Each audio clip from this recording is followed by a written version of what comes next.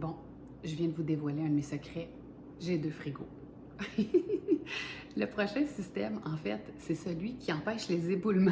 Avez-vous déjà vécu ça? Tu rouvres ton congélateur, tout te tombe dessus. Alors, bien évidemment, c'est un système d'organisation pour le congélateur, mais au-delà de l'espace qui va être beaucoup plus facile à organiser dans le congélateur, puis de ne pas encore là perdre des choses à travers des sacs qui sont empilés un par-dessus l'autre, moi, ce qui me vient encore à l'esprit, c'est la conservation.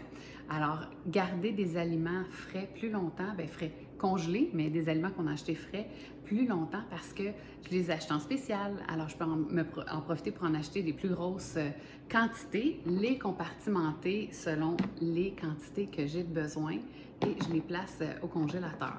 Parce que oui, ça arrivait avant que je rencontre les beaux produits Tupperware. J'achète de la viande, je la mets dans le congélateur et là, qu'est-ce qui se passe? Les brûlures de congélation. Qu'est-ce qui se passe? Ben là, c'est sûr que je vais aller me chercher des fruits ou des légumes congelés. C'est pogné dans un pain, dans le sac, et là, tu le casses sur le bord du comptoir pour essayer de te faire une tasse de fruits pour te faire un smoothie, exemple. Donc, c'est des problèmes qui n'arrivent pas quand j'ai ces contenants-là. Alors, je vais conserver plus longtemps, économiser parce que je peux acheter quand c'est en spécial, acheter aussi en plus grande quantité et vraiment les conserver à long terme. Là, vous allez voir, ça, c'est les contenants, les nouveaux. En fait, ça fait pas très longtemps qu'ils sont sortis. Alors moi, j'ai les anciens parce que oui, ça fait 16 ans que je vends les Tupperware. C'est pas vrai que je vais tout changer. Mes contenants sont encore bons. Ils meurent pas, les Tupperware. Alors moi, c'est pas ceux-là que j'ai dans mon congélateur, mais je vais quand même vous ouvrir la porte de mon congélateur. Êtes-vous prêts? OK. Alors, 1, 2, 3. Ah, alors ça, c'est oui, un de mes 3 congélateurs. J'ai celui-là, l'autre à côté que je vais vous montrer tout de suite après, puis j'en ai un dans le sous-sol.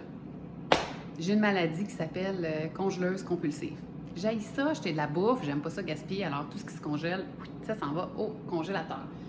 Alors, qu'est-ce qui est bien, c'est que, dans le fond, je vais vous montrer des exemples. OK, c'est pas un très bon exemple, mais c'est quand même des fraises du Québec de l'été 2019, OK, qui ont vécu à travers un décongelage de congélateur à cause des pannes d'électricité au Québec.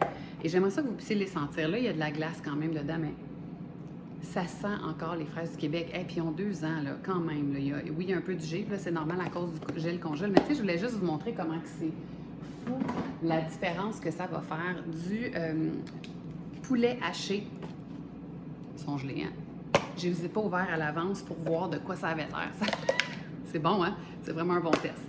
Alors, du poulet haché, hein, ici, depuis le 4 février. OK? Donc, ça fait plus d'1 mois. Regardez, il y a un tout petit peu de givre qui se dépose sur le poulet. C'est normal parce qu'il y a de l'humidité dans l'aliment quand on le congèle. En général, quand il y a plus de givre, si ça faisait plus longtemps, le givre, il serait dans le couvercle. Et là, vous voyez un trou, puis vous dites, mais qu'est-ce que ce trou?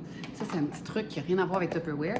C'est que quand on fait congeler de la viande hachée, on fait un trou dans le milieu. Comme ça, quand on le dégèle, ça va dégeler de façon plus uniformément au lieu qu'il y ait un bloc de glace de pris dans le milieu. Ah, avouez que c'est le fun. Et moi, vraiment, je congèle tout. Je congèle des sauces, je vais congeler du fromage. Tu sais, je congèle vraiment tout. Les collations, je déteste. Chez les biscuits, on les fait, on les sort au fur et à mesure. Bon, ça dépend. Des fois, ils ne se rendent pas au congélateur. Mais ça me permet encore là de sauver de l'argent puis économiser. Je vais aussi tout congeler, mais du hummus, si j'ai ouvert une canne, exemple ici, c'est de la crème de coco. Donc, vraiment, tout se congèle, pourvu que j'ai les bons plats pour m'assurer qu'il n'y aura pas de brûlure de congélation et que ça ne pognera pas non plus tout en glace. Alors, je vais vous montrer aussi mon autre congélateur. Ici, ça me permet aussi d'avoir, tu sais, on s'entend, là, je ne vire pas folle, là, je n'irai pas mettre mon beurre dans un Tupperware, c'est pas vraiment grave, ça passe vite. La crème glacée, ce qui est emballé sous vide, je ne le gèlerai pas non plus dans le Tupperware parce que c'est un bon moyen de conservation. Par contre, ce que je vais congeler, c'est ce que je fais moi-même. Ici, vous voyez, des pâtes d'ours. Alors, c'est des biscuits, des collations qu'on fait maison ici pour que nos filles puissent manger plus santé, avoir des collations faites maison. Alors, tout se congèle et aussi, ça me permet de avoir encore là des poitrines de poulet fraîches, avoir des trucs comme des crotons faits maison qu'on congèle nous-mêmes, qu'on fait dans la Tupperware. J'ai une bonne recette pour ça que je pourrais vous donner. Alors, même chose ici, des collations, des muffins aux bananes, fait maison. Vous voyez, la congélation, je vous parlais du couvercle. Le friment se ramasse sur le couvercle. Et ici, j'ai un exemple de framboise congelée. C'est le fameux sac qu'on se parlait tantôt. Alors voilà, le friment se ramasse dans le couvercle. Mais c'est vraiment facile si je veux aller me chercher des framboises.